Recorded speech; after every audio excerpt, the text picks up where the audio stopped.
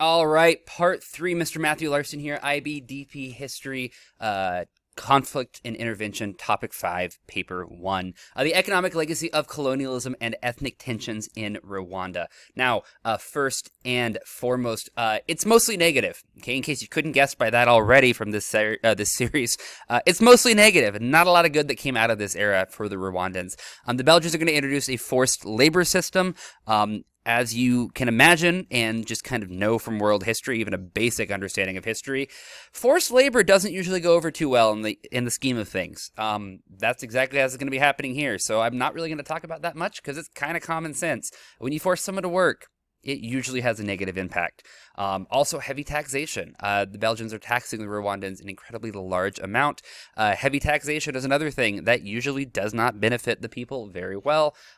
These two things combined are going to lead to a series of pull factors that are going to really, or push factors, excuse me, that push people kind of to leave Rwanda. Also, Rwanda has a history of bartering, okay? A lot of farmers, historically speaking, here, where they don't have cash. They just simply trade goods, and that's how their economy runs.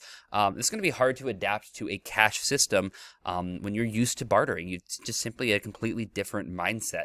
Why do I have to give you this piece of paper instead of giving you an actual good for your thing that you're giving me? It doesn't make a lot of sense to these individuals, and that's going to be hard for them to accept. And as I was stating, these factors are going to lead to people migrating out of Rwanda. Okay, they're going into Congo, Zaire. They're going to be going into Uganda, Burundi. They're going to leave. That's just as simple as it is. The system of forced labor, heavy taxation, and their history of bartering compared to using cash is going to cause people to leave Rwanda.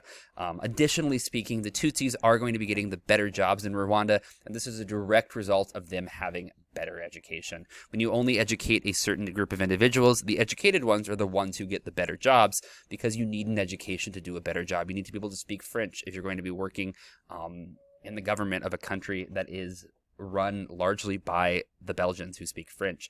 You need to know how to read. You need to know how to write. These are things that you're not going to be able to do if you don't have education. So the fact that the Belgians were really giving the education only to the Tutsi men, so the Tutsis are the ones who are having the education, means they get better jobs, also meaning they're getting better pay, which is going to increase that disparity between rich and poor, which is already tensions going on there. This is just going to make matters worse, and that's going to cause problems. The Belgians ultimately realize there are some problems happening here. To their credit, they attempt to make reforms, but their reforms fail.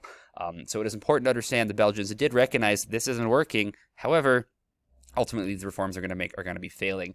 Ultimately, though, you can look right here on some of the colonial legacies. Another one of these little charts right here, switching from a cash economy to switching to a cash economy from a barter economy causes some problems. Introducing of new crops, economic inequality, as I've already talked about, large problem. Forced labor, education is going to be a problem right here. Economic migration. Why are you going to be sticking in one country compared to you're not going to be getting any job to going to another country. This is a common reason for migration and immigration today. You see this throughout numerous parts of the world. Central America, Latin America, potentially into the United States right now. This is one of the large factors as well.